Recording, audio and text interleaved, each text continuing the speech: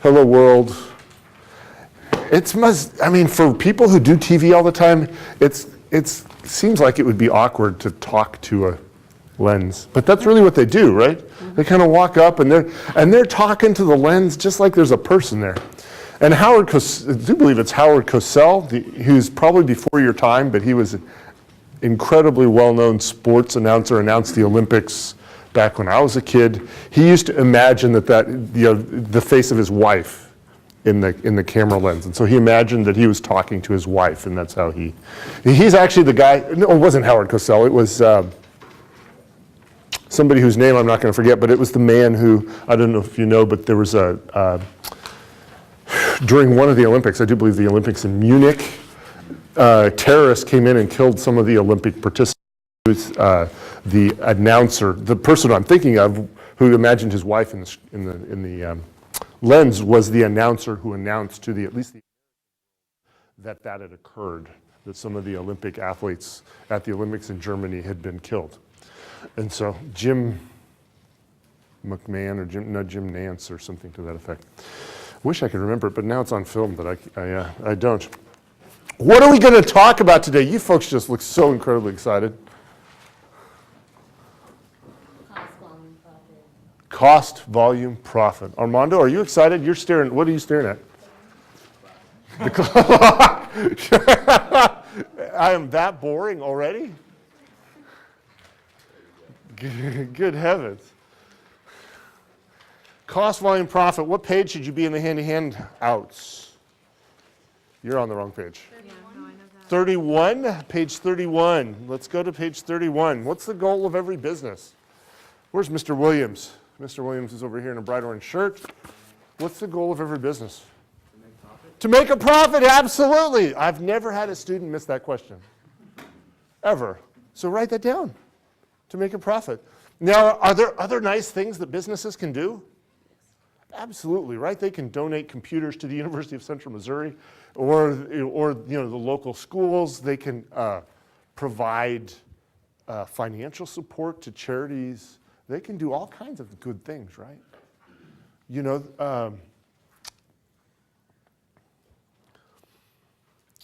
For a long while, oh heavens, Houston Symphony Orchestra, Houston, Texas.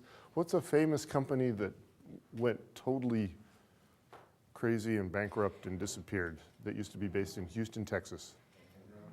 Thank you, Enron. Enron was the single largest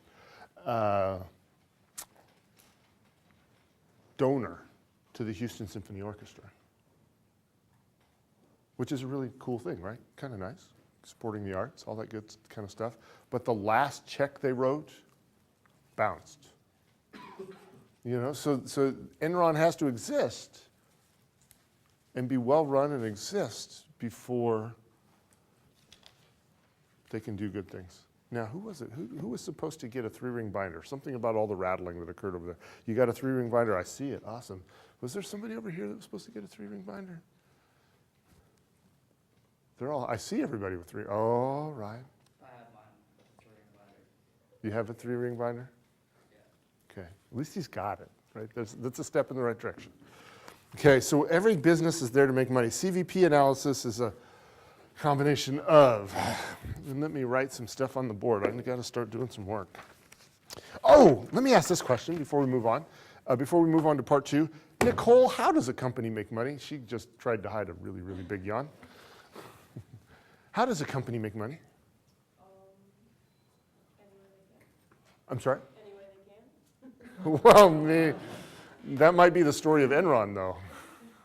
So any way they can we be a little more mathematical? By accounting.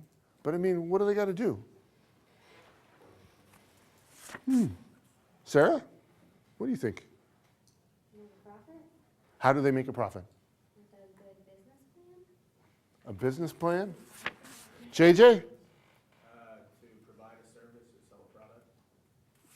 I like that. And then how do we get from there to make a profit?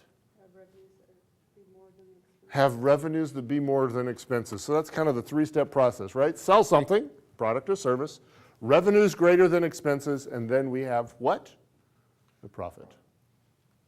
See how easy that was? Now, so let's do that. So now we're going to do the bottom part of the page.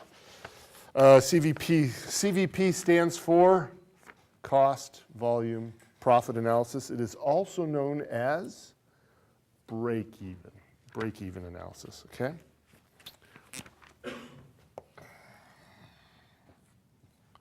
So what's that kind of look like? Imagine a kid at each end. Huh? A teeter-totter, absolutely, or a seesaw. It's when you know what, everybody know what a teeter-totter is? Put a person at each end, just kind of go up and down. It's always more fun to be the heavier person when you're doing teeter-totter, which was usually me. And so it was always fun for me, not always so fun for the other person on the other side. But, so we got a teeter-totter, and we're after, What's the math again? How do we calculate profit? What minus what? Revenues minus expenses. So we're going to talk about revenues here, okay? And to get to revenues, revenues are calculated how? What times what? What times what equals revenue? Rebecca? Where's Rebecca Carter? In the front, and she's really not appreciating being in the spotlight right at the moment. Do you know? What times what equals revenue? Evan, do you know?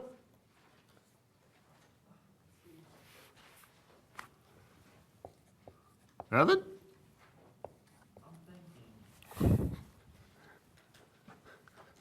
Or you can read now. Selling price per unit times number of units sold, right?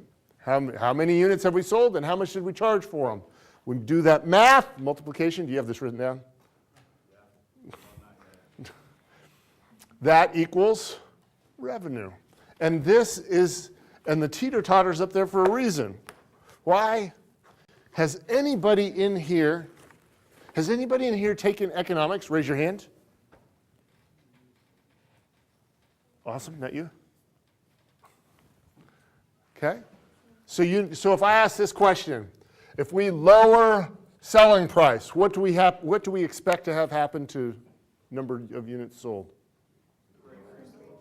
Up, right? That's kind of a teeter-totter action. And we can expect the opposite to occur as well, right? If we raise the selling price, we expect volume to go down, stereotypically. So, right? And so do we want revenue to be big or small? As big as possible. So we want big revenue. And so we want to maximize revenue, right? We want to maximize revenue. We want to maximize revenue. And so we do the teeter-totter act. What we want to do is we want to maximize revenue. We want to arrive at the price-volume combination